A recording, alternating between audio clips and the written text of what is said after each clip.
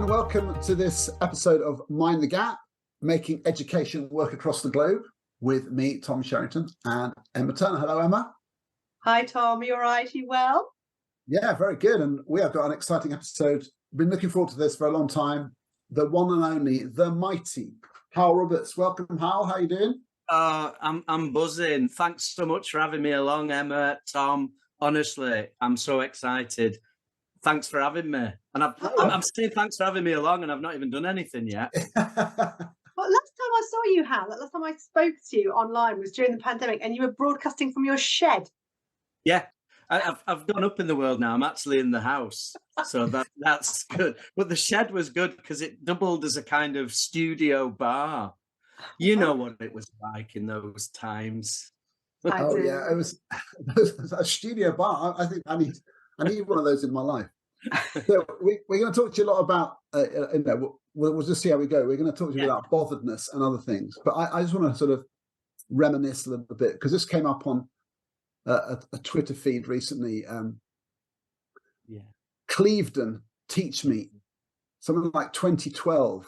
Yes, so I can't remember this exact time of year, but it was the first Teach Meet I'd ever been to, and you were the star turn. I think it came as like a school stage at Clevedon, and it had like Mark Anderson was the one who organised it. He was like the kind of the forerunner of all this stuff, way ahead of everyone. Yeah, and you came on like a sort of, wait, I think he had a sort of gold lame suit or something, and there was like a car on the stage. It was all kind of high production values. It was bonkers. It was bonkers, and it was great because it was my first Teach Meet, and I found myself keynoting, which was lovely and wonderful. And it was quite far away from where I live. It was because it's Bristol, isn't it? And yeah, it was an epic journey to get down there and just to do 20 minutes, but it felt really special and wonderful. Yeah, and it cropped up, didn't it, last week? I think Mark had found some pictures or something. Yeah. But it's a funny time, because before that happened, the idea that a bunch of teachers would gather in their free time and just sort of talk about teaching. I mean, obviously it had happened before, but it wasn't like that. And since then, so many things have happened, and social media has taken off. And it was the first time I'd ever been to an event where I was thinking, oh, you're that one off Twitter. You're that one off Twitter. It was really great. That was like over 10 years ago. Yeah, I felt the same, and it was great it was just great to be part of it. And you're right, it's obviously a lot's moved on and so on, but it's great to see that there's still some life in that sort of meeting up, chatting, talking and reflecting. I know I've obviously loads of Teach Meets. I don't know if I think there's still Teach Meets that go on, and I know the Brewheads were going strong. And it's a great to be part of that sort of stuff. I love it, mate. Well, the last time I saw you live, I wasn't even at the event. I was at the same venue in a different part of the kind of arena bit. You were outside at Leicester Racecourse on like the hottest day ever in the history of everything. But everybody kept talking about the man in the tent is amazing. And I was doing my first ever big keynote, like 400 people, watched by Mary Meyer with you next door in a marquee. I was like, this is the most stressed I've ever been in my life. Emma, you're too kind. It was boiling. I do remember that gig, and it was absolutely roasted. And they sent someone off. One at Lackey's was sent to go and get a fan, and it was just. He came back with something about the size of a 7-inch single, if that means anything. But it was like tiny. I used that day as part of my weight loss method. It was that hot. Leicestershire go back really early, so it was sort of like mid to late August, height of the summer. Hundreds of people rammed into this marquee with you in there. It was brilliant, absolutely brilliant. It was bonkers. It was like a wedding. Wasn't it? It was like a wedding, but so look, we have to sort of. I mean, so I've known about you and followed you for years, all the stuff that you do, and it's so interesting. I love it on this back of this book that I'll talk about in a minute. It describes you. It says he was recently described as a world leader in enthusiasm, How does it feel to be a world leader in enthusiasm, Hal? It's wonderful. It's absolutely wonderful, Tom. And I can promise I'm not like that all the time. Oh, really? No, I'm really not. And but I can, like all good educators, I can switch it right on. No, it's nice when someone said that. It was very. This is what I associate with you. You have this amazing gift. I saw you, and I think it was an event in Germany, randomly, an event we were both at, and I watched your talk, and you have this amazing power to kind of soften everyone up. It's like warm them up with a few gags, very funny, great story, and everyone's going ha ha ha ha, and Johnny, and you're like, and then all of a sudden you just go boof, and like you just socket people with this like emotional punch, and everyone's like the whole. I was like, wow, it's just really, it's so effective. You have this amazing way of just bringing people on this journey and humor and softening up to then make such a powerful message. And it's something you've obviously worked on and with the audience, but it's an amazing way of getting ideas across in teaching. So I mean, is that something you felt you kind of need to do? Is it just come spontaneously to you? I think it's about comfort, isn't it? I think when I started teaching 30 years ago this September. That was my first proper year's paid teaching, and I found a lot of it quite instinctive, and that's not, I'm not saying I was great at it, but I found I was quite instinctive about it. And I think I quickly realised how to win over classes, and it was at a time as well when, as a newest one in, you got all the bottom sets. So I was an English teacher, and so you had to kind of learn quickly on it, really. And I think just, you described it as like softening up and using humour and stuff. I think it's always been as part of my, without sounding, I don't want to sound silly at all, but it's part of my toolkit was just, if you like, surviving those starting days as a what was an NQT or probationary teacher in those days, just seeing if I could do it. No one had spoken to us about the science of teaching. There was no books really that were like we can get today. It's quite easy to find a good book about education written by someone who knows what they're on about, I think. And we've got a lovely choice these days, whereas back then there really wasn't anything. So a lot of it was instinctive. And I think humour, and I mean, we can call it warmth, call it whatever. It's not a fake thing. It's just part of how do you win people over, and how do you help get people protected into listening almost. And I know I still talk about that now. How do we protect our kids into stuff that might be really abstract or really challenging for them? Part of the role of a teacher, I suppose, is to make it accessible, without, in a very human way. So by telling them, by showing them, and by just unveiling it to them, if you like. So I think I forgot what your question was. That's what's happened to me.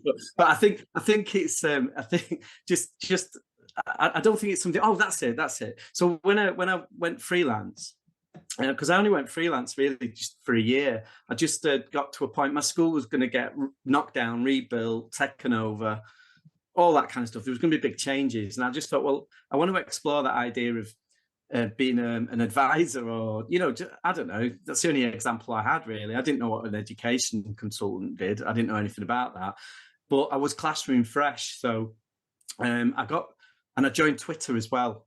2009 it was, and I was able to get, if you like, get an audience quite quickly. And get work quite quickly because of my freshness out of class, and I was quite serious in those days. Honestly, I was quite like straight when I was presenting to teachers, and I found that it wasn't really me. I wasn't really being myself. So I remember doing a secondary inset day where I was prepared and everything, but I thought, God, I think I'm boring. So I was trying to be what I thought. Playing the role of the boring consultant. Yeah, I thought I was just going to, yeah, because that's all teachers say, isn't it? It's like, oh, we've had this person in talking about this. But actually, I just realised I needed to be myself a little bit more. And since then, obviously, my year out became another year out, and then I'll go into class still now, which we can talk about this time, but predominantly I've just learned to be myself and very relaxed into it now. No, have you seen a Hywel masterclass? I have, and I was going to ask him about, is the warmth and is the relationship thing and is the kind of whole, drawing people in and the sucker punch, is that linked to your kind of thinking around the importance of story in teaching? Is that all kind of tied together?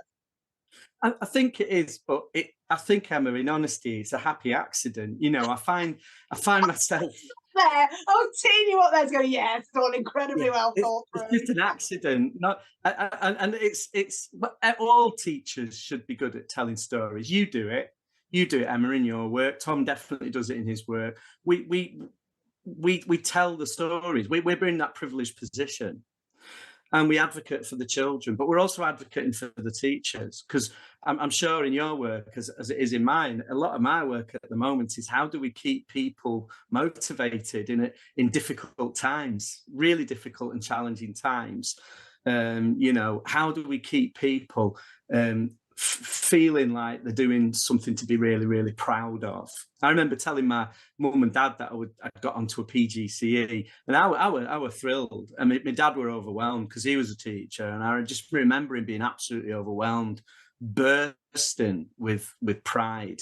And I just want that back, I want everyone to feel like that. As a parent now myself, like, I want if my son came back and said I wanted to be a teacher, I want to be bursting with pride, but at the moment it feels quite hard, all that. So what we need to do is share the good stories, the difficult stories, and as certainly in the work that we do, but certainly as teachers, we need to be, we need to look at story and the delivery of a yarn as a good way of showing kids the world, but also showing our colleagues the world as well. Oh, I mean, you're so good at that. I can still remember, this is one I pictured. You had us. I can still remember it now. Is that you're talking about? I think this is on the back of the Oops book, which is your one, which is so many accidental learning and this idea of kind of making magic happen. And you talked about you're saying, imagine there was. We didn't even say like imagine. You sort of create this thing that the students do imagine. You sort of say, can you see that cave door? Yeah. I wonder what's in there. It's like everyone, I swear to God, is looking around, looking to see the cave door, like as if it must be there. Yeah. And it just had us all like turning around in our seats to look at the back of the hall to see if there's a cave door up there. Yeah. Well, it's just that commitment to the thing, not saying imagine if. It's like, no, let's make it real. That's fantastic. It's professional imagination, Tom, and it's something that's been eroded over the last, dare I say it, definitely decade, where that power to be if you like, the Sherpa, if you imagine you've got your class of kids, and there could be year twos, there could be year nines, but they are year nines or they are year twos. So we know what we've got to teach. That's agreed. That's the should curriculum. We know what we've got to teach, and we will teach that because we don't want to get into trouble. But what we can do is put an imaginative acetate over that document, and we can warm it up and think, right, these are my kids now, and I'm going to teach them. This is my pedagogy. Today it is appropriate for me to use a let's say. We'll call it a let's say rather than let's imagine or let's pretend. So let's say there's a man standing on a motorway bridge. This is year 9. Let's say there's a man standing on a motorway bridge, and he's gripping. Look, I'll show you. He's gripping. So this is the way I'm talking to the class. He's gripping, really gripping. You can see his white knuckles. He's gripping the handrail. And the kids start saying, is he going to jump? Is he jumping? No, I don't think he is jumping. No, I don't think he is. Don't shout out. Let me just tell you. Because wrapped around the handrail are football scarves. And there's flowers that are wrapped around here. And down here, there's a crash helmet. And it's got a name on it. It says Luke. Let's say this is Luke's dad. What's going on here? And that draws the kids in. And all it is painting a picture. Now, I've still got my high expectations. I'm still having the kids listening. I'm, if you like, I'm painting a scene for them, but I'm insistent on it, and I mean business with it. Yeah. What we're going to go into is something around teen suicide. So it can be quite grim, that. But so I think a lot of people associate me with lovely, brilliant, fantastical stuff, which I really love doing, especially obviously with our little ones. But the pedagogy can be engineered, if that makes sense. And that's what I write a lot about in the book. Yeah. So, but let's talk about it now, because it's sort of like we haven't mentioned it properly yet. I wanted to do a big announcement. Here we go. This is it, folks. Botheredness. Stories, stance, pedagogy. This is an amazing book. I'm so proud of it. It's amazing. It's absolutely fantastic. And I've heard Hal talk about this a couple of times, and there's a whole kind of concept of botheredness to do with the individual students, getting them to be bothered, you being bothered about them. And it's one of those things where I just think it's fantastic, because it's got this sort of inspirational aspect where you think, oh gosh, I'd love to be able to do that. But then you give people tools. I want to talk a bit about them, because it's like, it doesn't just say, be Hywel Roberts, because that's not sustainable, is it? You can't and that, to be honest with you, when I watch you do stuff, I just think, this is what's good. You show what's possible through the way you do it, but then there are tools, and you think, okay, yeah, that's something. I have to be me in the classroom, but I could use that. And that thing, like a let's say, is you can try that out, can't you? You can try that.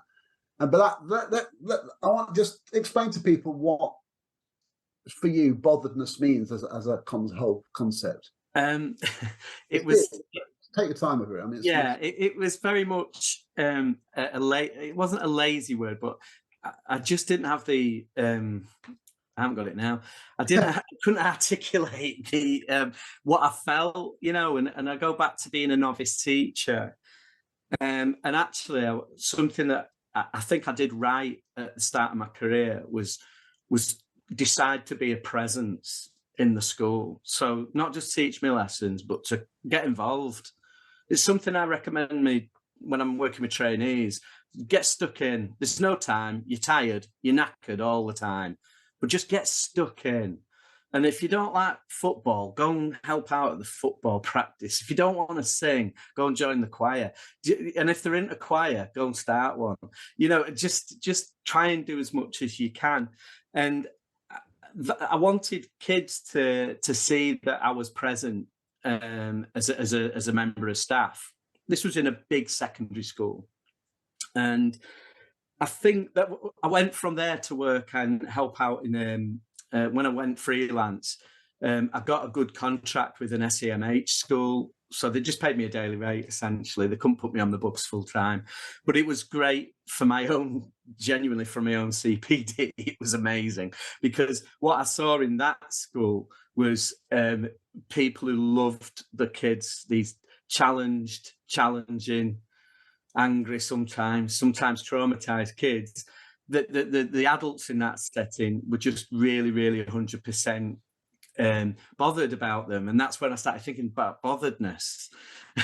And what we needed to work on there, and part of my role at that setting, was they were really good on the sort of relational stuff, the love stuff, but they needed to up the game really on the learning on a curriculum that mattered and that would count. And that's where I started thinking about, how do we protect our kids in?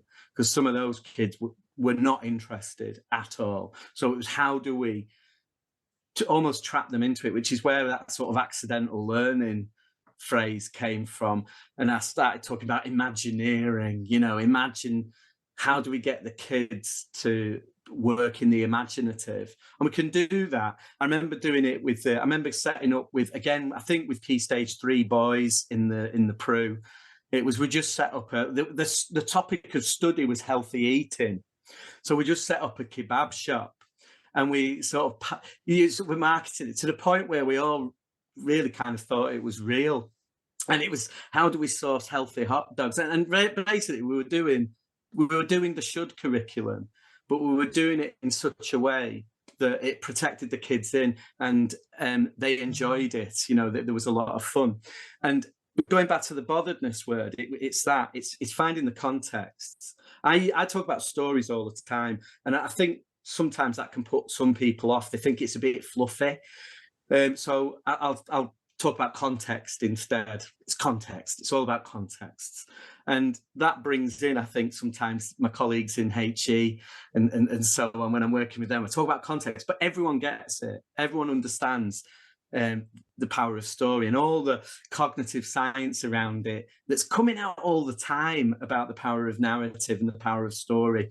It's not everything, but it's a good part, and it's the part I'm interested in. And I think when I talk about botheredness, it is about getting the kids bothered, but it's also us as professionals thinking about how are we in class? What's it like to be taught by me? And, you know, and how am I, if you like, bringing into my classroom that lovely feeling of presence? And I don't mean presence in terms of charisma. I mean just that feeling of being part of something. So I use that lovely phrase, and that we're in a joint productive activity. Another time Got my PowerPoint, I'm going to show you stuff, I'm going to tell you stuff. But for now, we're going to be in this. We're going to be working together inside this. We're going to be examining the story of this man on the motorway flyover. We're going to be examining the story of the lost tribe member in a Guatemalan rainforest. Do you know what I mean? So it's all about people, it's all about place, it's all about problems. And please jump in and stop me, because I can carry on for quite some time. But that botheredness is really, it's reclaiming our mojo. It's reclaiming what it is to teach. That sounds a bit grand, but that's really what the book is about. But it's the human experience, isn't it, Hal?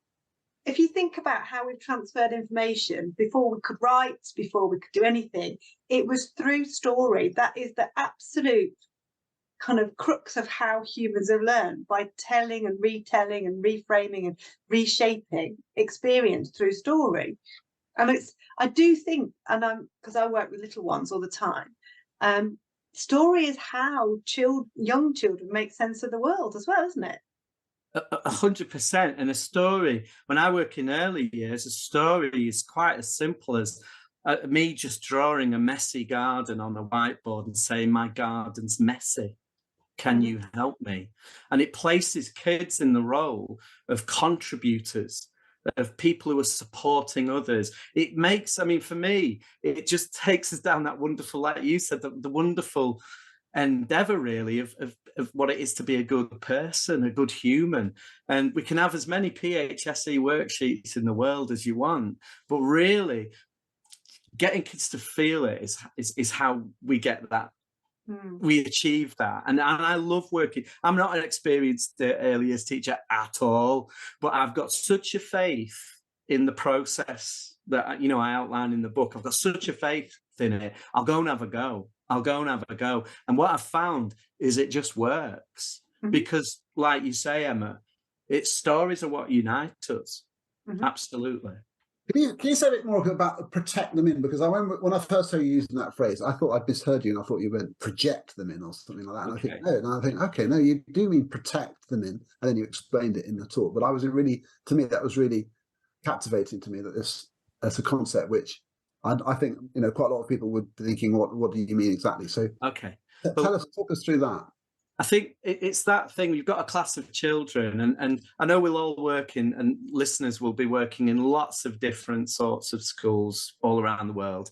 If I just pick a class in a school, and it's an amalgam of many classes probably, but let's say there's this lovely, I think I write about a similar story in the book. You know, there's little Maisie. We're going to learn about Romans. So the first thing that Maisie's parents do when they go on the school website to check out the curriculum is they get the camper van loaded up and they all tootle off to Hadrian's Wall and then have a nice weekend in York.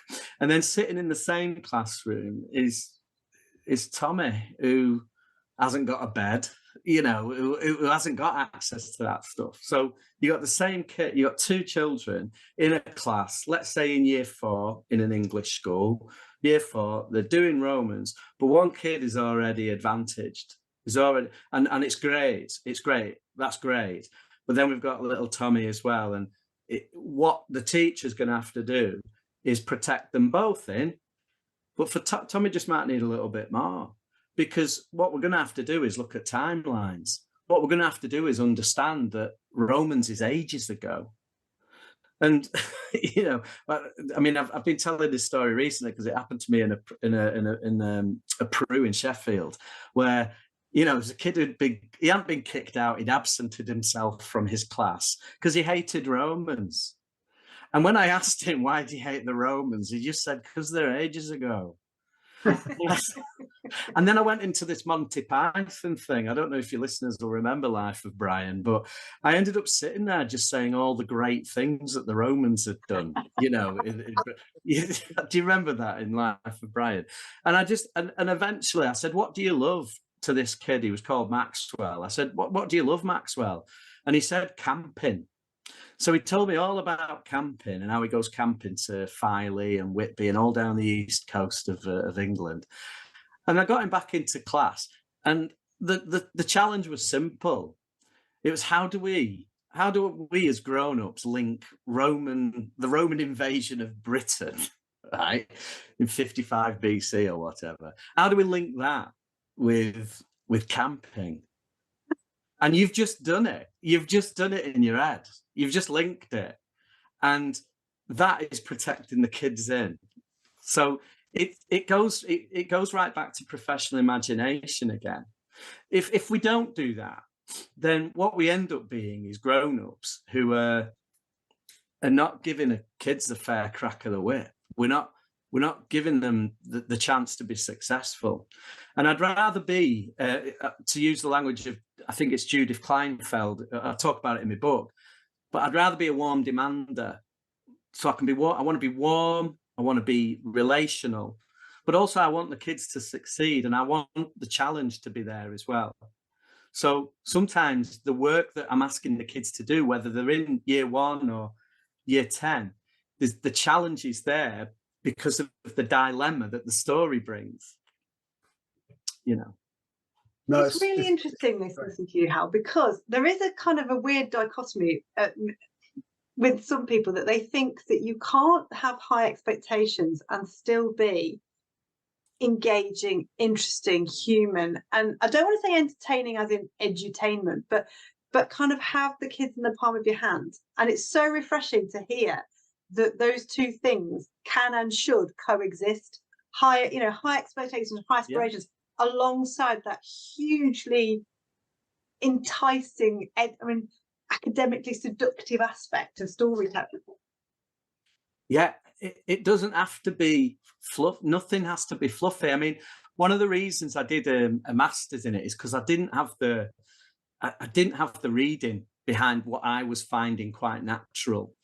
I'll be honest, and that's why I did a master's. I wouldn't have been able to do it as a full-time teacher. It's too hard being a teacher. It's too hard. So I did a master's because I thought I'm getting away with stuff here without really understanding it. And part of my, what I'm offering in the book now is really an account of my own learning, professional learning that I've had to do over the last sort of 10 years or so. And an investigation as well, going into class and thinking, oh, the kids are loving this, but are they learning anything? And actually challenging myself. And if you like, rising above the edutainment of it, because I think I could get away with that. I could certainly get away, and you know this, you can get away on the conference circuit just cheering people up at the moment. If you've got a couple of gags and a graph, you're sorted. You've got to have more substance, haven't you? My talk then. No, sorry. You've been to my talk then.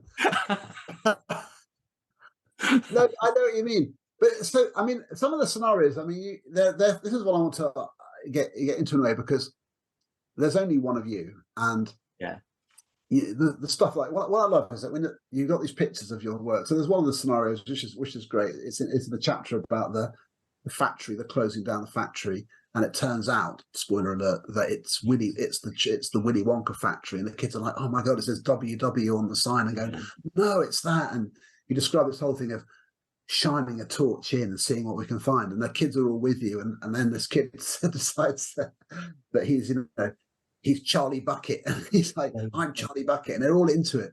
But I can imagine you doing it. But how do you get other teachers to do this stuff? What sorts of things would do to work with teachers to say, you could do this too? I mean, that using that example, I mean, I think, you know, I've got my greatest hits, you know, and I put them in the book. But every you know, few weeks there's a brand new kind of scenario that's bubbled up that I'm thinking about, and I may use again in a different setting and so on. But the old abandoned factory is great because there's that idea of being like urban explorers, but we're not, you know, it's all done in a kind of imagined place. It's not a wow day, you know, that we used to get in primary schools a lot, you know, drop down days in secondary sometimes. It's just really, let's say there's an old factory. If we're going to go inside it, what do we need to take with us? So straight away, the kids are in chat, the kids are deciding, and I'm using the language we. So I'm in it with them, and that's that joint productive activity. The pictures are kind of, there's no special kit. It's like you've sort of gone in like hands free almost. There's some paper and some whiteboards, and you create it. It's all created in their heads because you make it so. But do you find teachers can emulate your style? And in the schools, thanks, Tom. In the schools I work with, we have to go beyond like the flash bang inset day, much like all your work, you know, your work, Emma's work. We can probably do a hit and run inset day, but what I don't think that's satisfactory enough now, because we want more, and for me, I just want to have a little bit more impact. And what I've found, the model that works, is that I stay in touch with as many schools as I can, and they share their stuff with me, be it on social media or they share their journey, you know, and a lot of it at the moment, or over the last few years, has been, we've tried a let's say, and instead of just doing the should curriculum, which is the published curriculum, they've really got their heads around this could curriculum, I call it, which is kind of the curriculum that you're doing with your kids, who you love the kids you've got. It's this crew, my crew, we're doing Great Fire of London. Is it great? Oh, it's brilliant. You know, it's, you know, and it becomes our thing. Now, I guess in terms of saying to a bunch of stressed out ECTs, right, go teach like this, it can be a huge culture shift for them. But all it is, it's saying, here's another way. There's loads of good other ways. There's not just one way.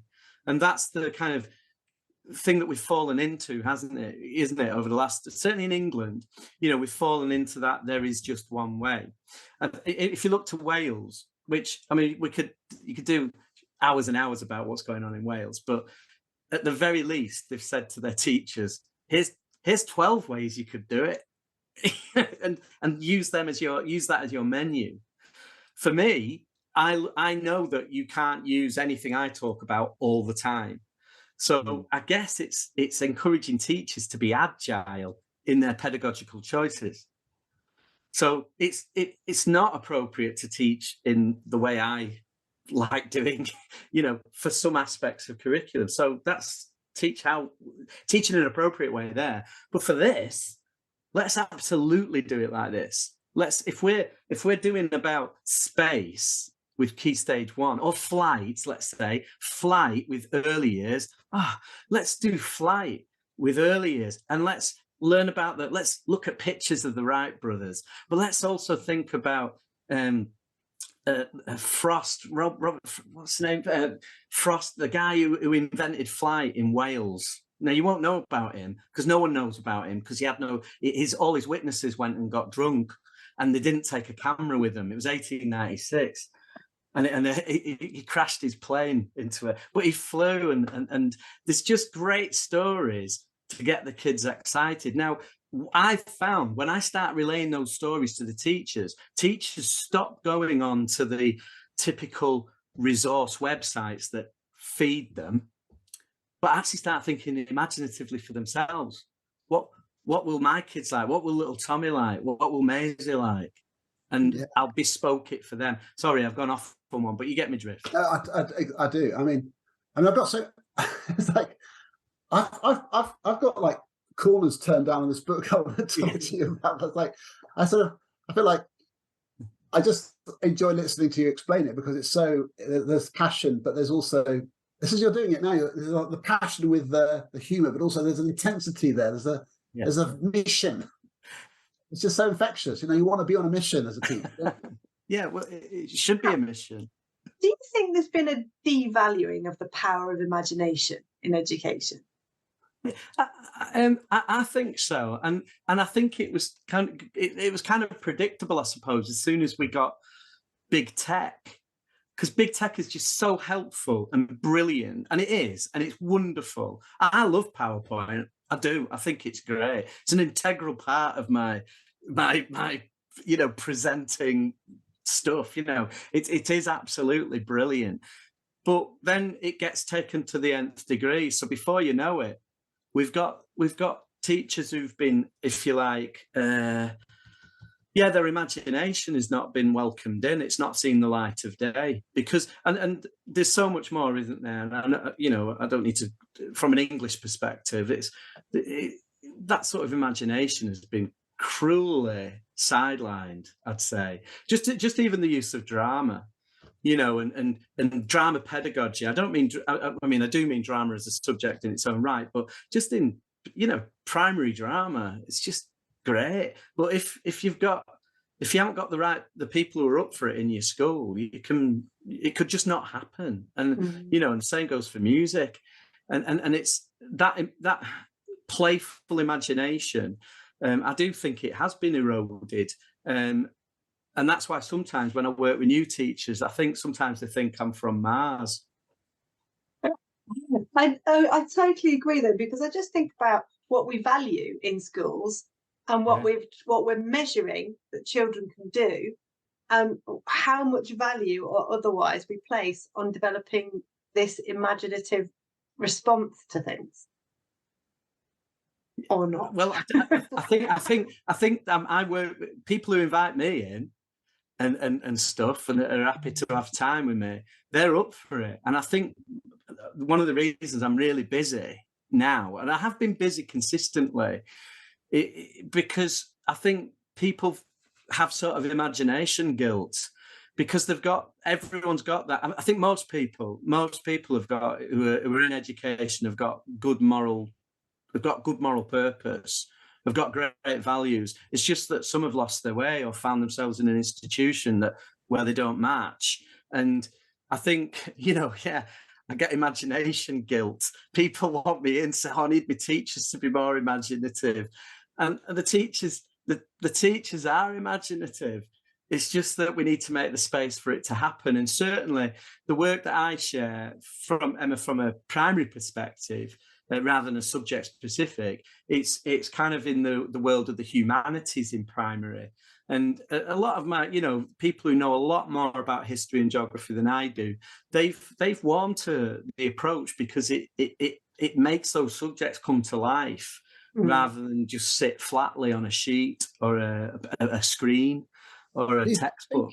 Students, it's so interesting, all this. I'm so fascinated in it, because I feel like I saw a lesson recently which was about ecosystems and something like Year 8, and I was kind of dying, because what was being shown to the students was a clip from Finding Nemo, and I was thinking, are you kidding me? Like, having not seen you could probably Google beautiful ecosystem underwater world and see like a real place with all that stuff really happening, and you've gone for a facsimile, a cartoon. It's not a real thing. And I was thinking, that's a poverty of experience. But then sometimes that thing of just knowledge, facts, knowledge, being divorced from the capacity to make the connections, that imagining, it's actually one of hardcore cogsci things, which is that you have to imagine things you can't see, like what's happening in your body, or particles, or light. You have to imagine processes, and that's it. The narratives and all that is part of it, and the skill of, can you imagine, can you see in your mind's eye, whatever. So you've got this sort of structures, things like, well, let's say is one of them, but you also have some other things like, I don't know, stages, narrative, all these sort of different sort of structures to what you're saying. And they appealed to me. So in the back of your book, you've got all these sort of suggested things like the Vikings, and you talk about the narrative hook could be this, the people, the place, the problem. And as soon as I start seeing that type of structure, I think I can engage with that as me. I mean, do you find that kind of structure really helps people to get into the sort of kind of teaching you do? Yes, it does. And the reason I put those plans in was to help the reader, and if they're a teacher, it might help them, just to give them some examples of how it might roll out. So we've got the curriculum around Vikings, but what we're going to do is let's say we're the Viking community and we've arrived here. Why are we choosing to settle here? And we're placing ourselves right in it. And it goes back to the 3 basic elements of story: people, place, problem. That's every story ever. If you can imagine removing problem, you've just got people in a place. The most boring episode of EastEnders ever. Everyone getting on. Can you mind my stall? Yeah.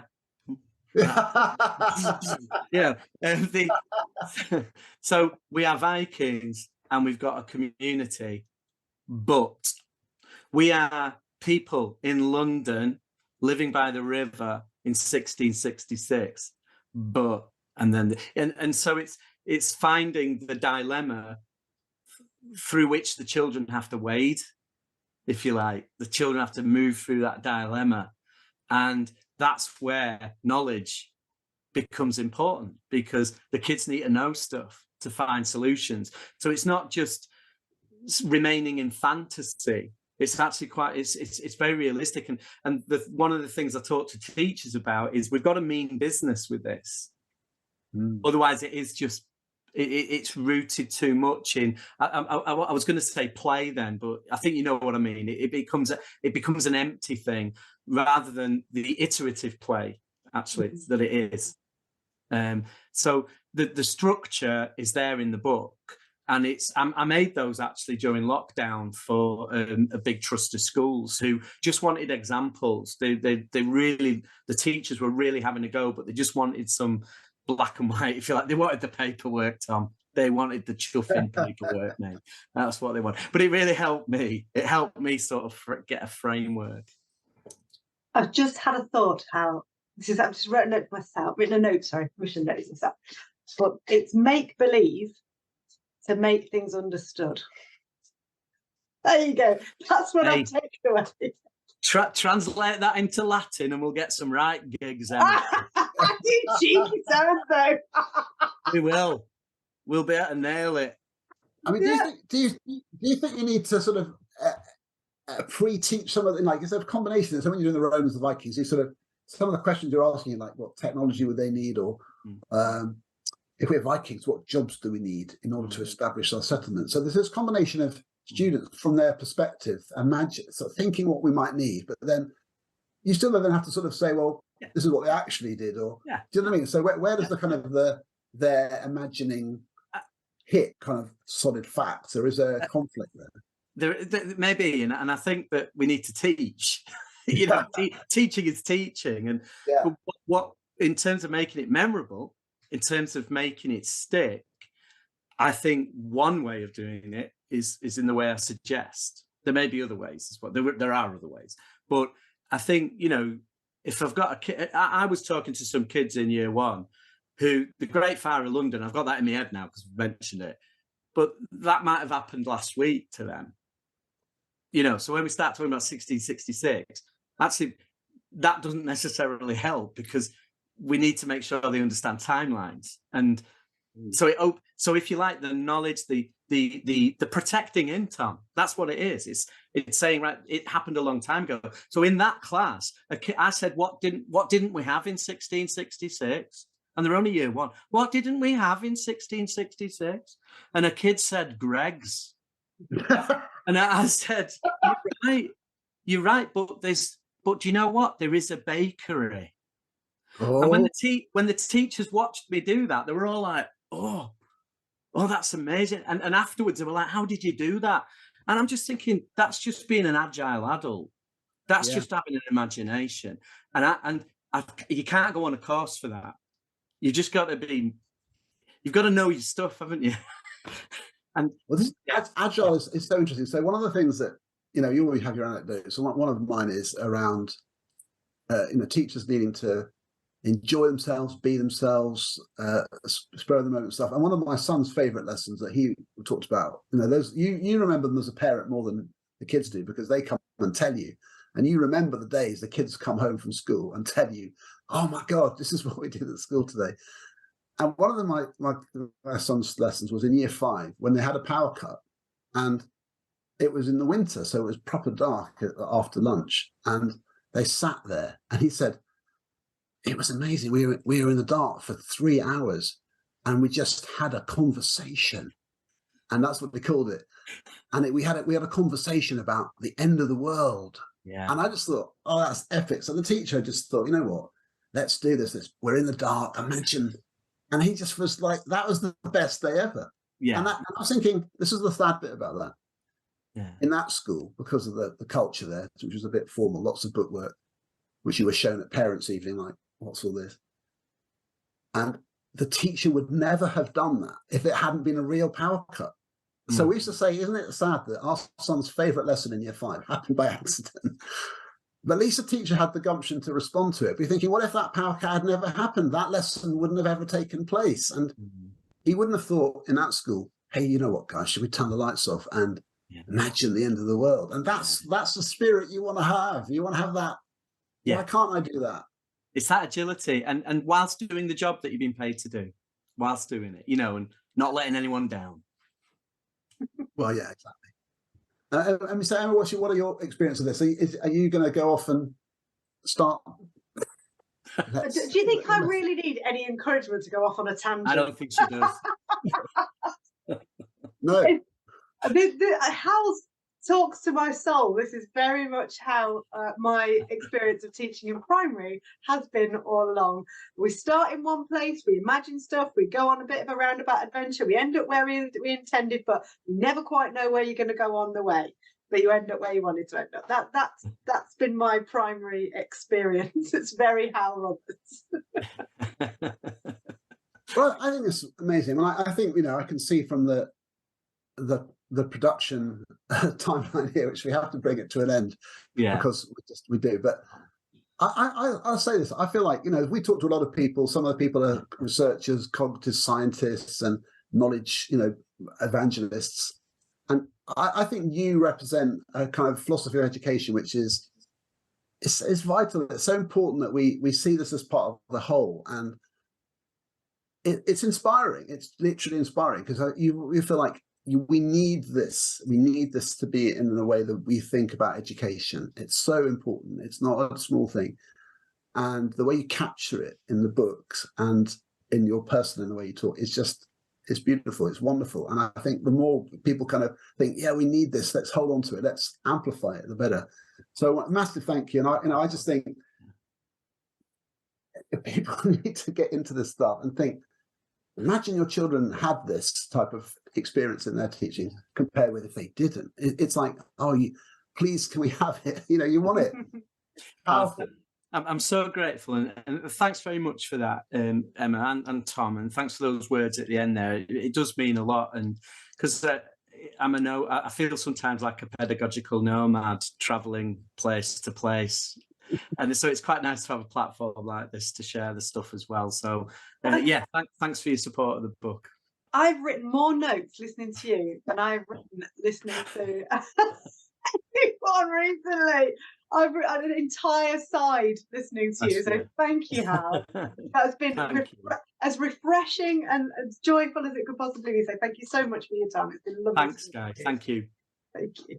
Yeah, so look, you know, get Hal to come to your school or get hold of the book, but just above everything else, encourage people to just take that approach to your curriculum and the way you view your role. Just, you know, bring the kids, and that thing to me of recently I've been writing this blog, a sort of thread, this sort of theme I've been mining around the kid in the corner. You know, what's it like to sit in the corner and watch all this happening, and that thing of protecting kids in. I see it all the time. Kids who are just not in and kind of out, actually, because they're just, and this stuff of bringing them in, making them feel secure in the learning space. It's not a small thing. It's big. And if this is one way in, why wouldn't you take it? You know, why wouldn't you take it? So look, thank you. We have to wrap it up. Thank you once again, Hal. And thanks to everyone listening.